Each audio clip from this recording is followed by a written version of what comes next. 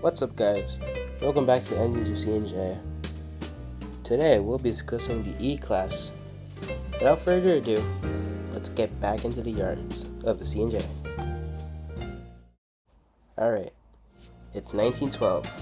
Arizona and New Mexico joined the Union. The Balkan War started. Some big fancy boat hit a large chunk of frozen water in a slightly bigger, average-sized frozen puddle. And the CNJ, for whatever reason, needed more switchers. Not only that, they wanted some form of switcher that were stronger than their B-Class 060Cs. So the Central turned to the American Locomotive Company in Schenectady, New York.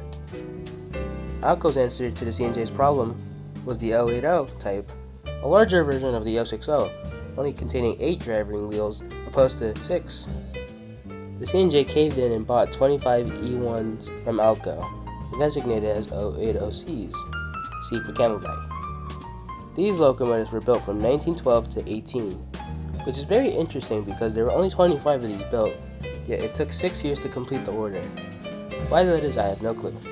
Anyways, these beef sticks were put into service working in major yards, specifically at Communipaw in Jersey City, moving cars for not only the CNJ, but for the Reading, the Baltimore and Ohio, and the Lehigh Valley, as all 4 railroads shared the Communipaw terminal and yards, which is why you would see photos of both CNJ locomotives and the other 3 mentioned railroads together.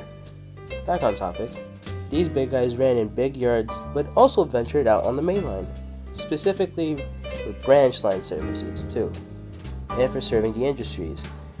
They would also run transfer jobs and arrange trains.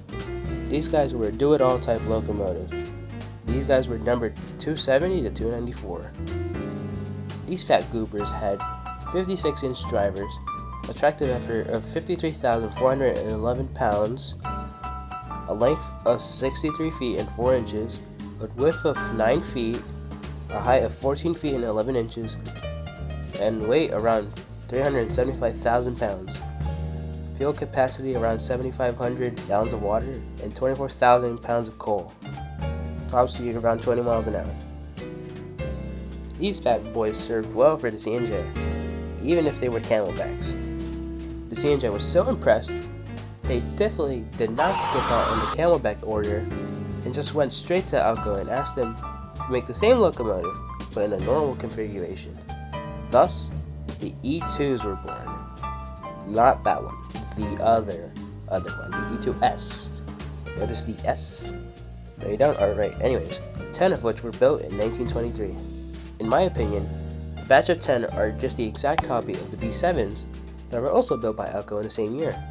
Only differences clearly were that they're 080s and not 060s. After acquiring more beefsteaks, the biggest beefsteak, the CNJ couldn't get enough of them. The E's got to see service, as mentioned, not only in the yards, but out on the main and branch lines, serving plenty from the Cape May up to who knows where. But wait, said the CNJ, if I keep sending my 080s out on the main, I can't leave all these clapper old and small 060s to do all the heavy lifting. I need more. And more they got. Between 1927 and 1930, the CNJ bought a total of 19 more 080s, 10 E3Ss in 1927, 4 E4Ss in 1929, and finally 5 E4Sas in 1930. The E3S had bigger arms, so to speak, having around 61,000 tractive effort, but the E4s on the other hand had the bigger muscles to flex, having a whopping 64,000 tractive effort, making them some of the strongest locomotives on the fleet. Now, these big chunkuses, from what I researched, had a pretty good service record. In fact, 53 of these hulks remained in service by 1950. Why only 53 and not all 55? Well, by the late 1940s, the CNJ finally realized the camelbacks weren't really the best idea. And with the introduction of the diesel locomotive, the CNJ started to retire them, starting with the ones in the yards. Retirement began in '48 with the E1s. In 1951, the CNJ started to retire their E2s to 4s. The CNJ, thankfully, though, was slow at retiring them, running them in the yard service for their final years of service. The final run of an E-Class OL was in the summer of 1955. After around 30 years of service, they finally met their end. Scrapping commenced in 1954, all of them being gone by 1956. The E-Class may not have been a very memorable locomotive.